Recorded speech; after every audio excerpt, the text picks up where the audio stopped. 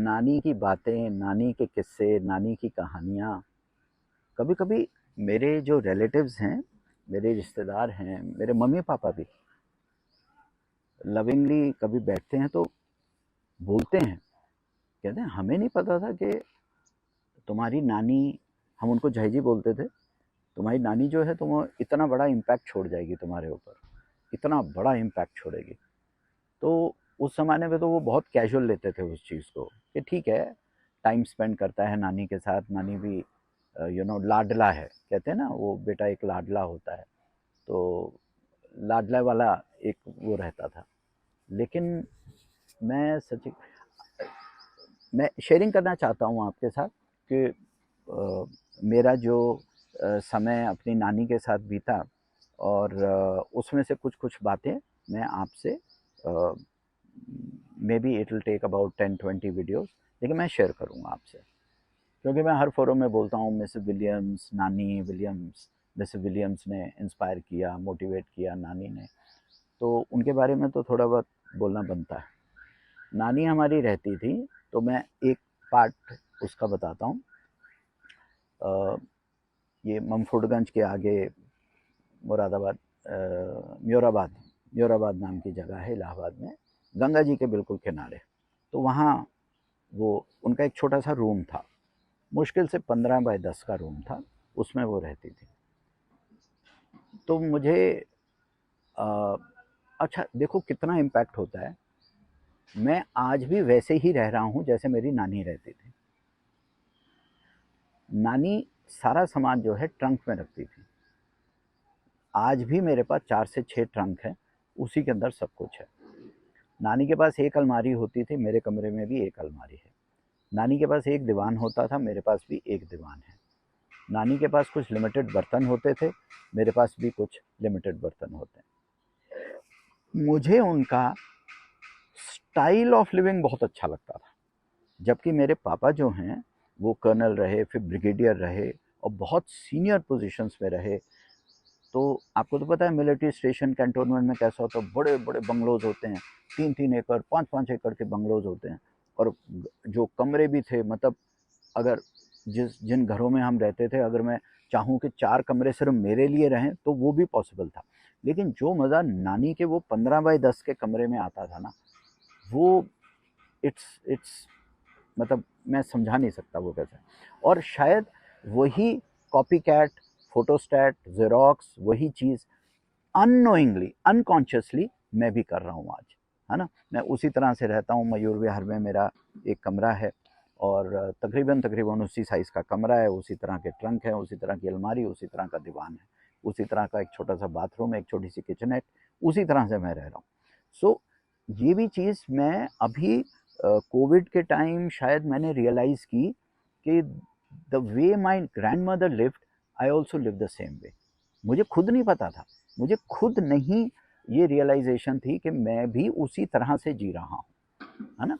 तो बड़ा इम्पैक्ट होता है ग्रैंड पेरेंट्स का बच्चों के ऊपर, इसलिए मैं तो कुछ बातें कि उन्होंने सुबह 4:30 बजे उठना, 4:30, 4 o'clock, कभी 4 बजे उठती थी, कभी 4:30 बजे, और 4:30 बजे शार्प मेरे को उठा देती थी वो।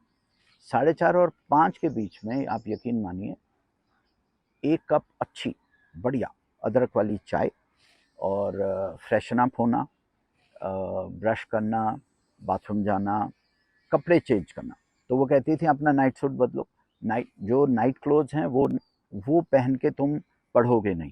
तो 5 बजे आप यकीन मानिए मैं पूरा कपड़े पहन के बिल्कुल रेडी होके, कंघी कुंघी करके फर्स्ट क्लास बिल्कुल रेडी हो जाता था। फिर टेबल कुर्सी होती थी, उस पर हम बैठते थे। 5 और 7 के बीच में पढ़ाई होती थी, और उन्होंने कभी फोर्स नहीं किया मुझे पढ़ने के लिए, लेकिन वो इतना प्यारा इकोसिस्टम बना के देती थी, इतना अच्छा माहौल बना के देती थी कि 5 और 7 के बीच में मैं, मतलब फिर मैं उठता ही नहीं था टेबल से। तो 5 to 7, अच्छा फिर ये पढ़ना, फिर 7 और 7:30 के बीच में थोड़ा सा नाश्ता वाश्ता जो भी है, और बाय 7:30 साइकिल उठाई और अपना कॉलेज यूनिवर्सिटी जैसे भी है निकल गए। सो ये मेरा मॉर्निंग रूटीन जो होता था, ये नानी के साथ, जब मैं नानी के साथ था। तो ऐसे होता था। और उनकी एक बड़ी अच्छी खासियत जो मैं कभी नहीं भूल सकता और मैं शेयर करना चाहूँगा, वो कभी भी कामवाली नहीं रखते थे। कामवाली मतलब मेड, हेल्पर, असिस्टेंट नहीं रखते थे। वो खुद अपना झाड़ू लगाती थी, खुद पोछा लगाती थी। उनको जब ओल्ड एज हुई तो घुटनों में she was 90 plus when she expired in when she left us in 1998, 1998 में उनकी डेथ हुई थी। तो उससे पहले वो जो 90s का उनका पीरियड था, 80s का पीरियड था, उसमें उन्होंने कभी किसी से हेल्प नहीं ली। वो खुद झाड़ू लगाती थी, खुद पोछा, खुद डस्टिंग करना, खुद कपड़े धोना। नैपकिन्स, मुझे याद है रसोई के नैपकिन डेली वॉश होते थे। उनके जो कर्टन्स थे, उनके जो कपड़े थे, और वो जब बाहर जाती थी तो प्योर वाइट पहनती थी। वाइट चुन्नी, वाइट कुर्ती, वाइट उनके सूट होता था, पजामा पटियाला सूट जैसे होता था। और उनके फिक्स्ड रिक्शा वाले होते थे। तो वो आवाज़ लगाती थी गली में, और गली के बच्चे दौड़ के वो, तो 5-6 जो रिक्शा वाले वहाँ पर खड़े होते थे रिक्शा स्टैंड पे, तो माता जी को जाना है, माता जी को जाना है, वो दौड़ के आ जाते थे। और उनको हमेशा डिस्काउंटेड रेट पे लेके जाते थे, जबकि वो हमेशा ऊपर से कभी दिवाली, होली, नए साल पे, लोहड़ी पे एक्स्ट्रा ही दिया करती थी उनको।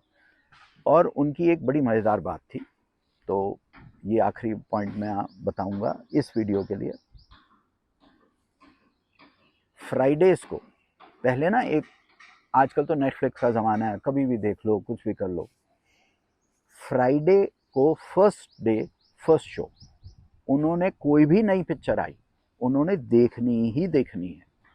इलाहाबाद यूनिवर्सिटी के पास एक कटरा नाम की जगह है, नया कटरा, पुराना कटरा, कटरा है।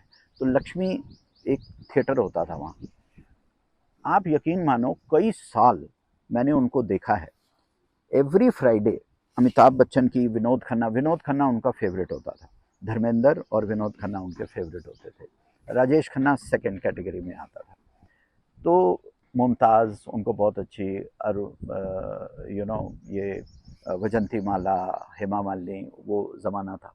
तो वो उनकी टिकट रेडी रहती थी जब वो, और सिर्फ उनका जो थिएटर का जो कॉम्प्लेक्स था उसके बिल्कुल ऐसे पोर्च पे व्हीकल्स ले जाने अलाउड नहीं होते थे, लेकिन झाई जी का, मतलब नानी का, माता जी का, उनकी रिक्शा वहाँ तक जाती थी। शी वॉज अ VIP, क्योंकि वहाँ के मैनेजर को मालूम था कि माता जी ने आना है, फर्स्ट डे फर्स्ट शो की टिकट रखनी है। तो literally the ticket used to be given in her hands, and black में टिकट, वहाँ मारा मारी चल रही होती। वो ज़माना ना टिकटें ब्लैक हुआ करती थी। तो एक जैसे 6 रुपये की टिकट है तो वो 20 की बिकती थी, 6 की टिकट 10 की बिकती थी। वो अमिताभ बच्चन का गोल्डन जुबली का ज़माना था, गोल्डन जुबली ज़माना बोलते थे उसको। लेकिन फर्स्ट डे फर्स्ट शो जो भी मूवीज़ होती थी, उनकी टिकट मैनेजर साहब जो हैं, जो टिकट काउंटर पे होता है, और अगर मैनेजर बिजी है, टिकट चेकर वाला, जो टिकट काउंटर वाला, क्योंकि वो तो हाउसफुल का वो खींच देते थे, फटा अपना लगा देते थे, बोर्ड लगा देते थे। तो पार्किंग में जो खड़ा होता है, जो parking, cycle parking, scooter parking करवाते हैं, गाड़ी में तो कोई जाता ही नहीं थी जी। कार पार्किंग तो होती ही नहीं थी, उसको तो स्कूटर पार्किंग और साइकिल पार्किंग होती थी। वही बहुत बड़ा लग्जरी माना जाता, स्टेटस सिंबल होता था। तो वो टिकट लेकर खड़ा होता था, माता जी आपकी टिकट। तो वो उसको पैसे देती थी, 1 रुपये की टिप देती थी। और मैं जब जाता था तो मैं भी VIP, फिर मेरे को दो टिकट्स होती थी। अंदर गए, बिल्कुल उनकी फिक्स सीट थी, बिल्कुल सेंटर टॉप बैल्कनी में उनकी एकदम बिल्कुल फिक्स सीट थी, वहाँ जाके बैठती थी। और इंटरवल में फिक्स था, वो एक स्टीम वाली कॉफ़ी होती थी ना, छोटे कप में, बड़ी प्यारी, बहुत स्वाद कॉफ़ी होती थी, नेस्कैफ़े है ना, उसको नेस्कैफ़े बोलते थे। तो स्टीम वाली कॉफ़ी आती थी ट्रे में, और 2 समोसे आते थे। तो एक समोसा वो खाती थी, एक समोसा मैं खाता था। हमारा फिक्स मेन्यू था, फिक्स सीट्स थी, फिक्स पोजीशनिंग थी, और फिक्स था कि Friday first day first show, चाहे मुझे इवन क्रिश्चियन कॉलेज की क्लास मिस करनी पड़े। तो वो कहती थी, बेटा पढ़ाई तो बाद में हो जाएगी, ये पिक्चर थोड़ा ना मिस कर सकते हैं। और उनको पहले दिन पहला शो ही देखना है, तो उनको टेंशन हो जाती थी, स्ट्रेस हो जाता था अगर फर्स्ट डे फर्स्ट शो नहीं उन्होंने देखा तो। तो ये छोटी छोटी चीज़ें हैं जो उनके बारे में मुझे याद है. So she was even at the age of 92. आप इमेजिन कीजिए, एक 90 साल की लेडी जो हैं और इतनी बूढ़ी, चला नहीं जा रहा, घुटनों में दर्द है, जोड़ों में दर्द है, उसके बाद भी जाके first day first show movie enjoy करा करती थी. ये थी हमारी नानी.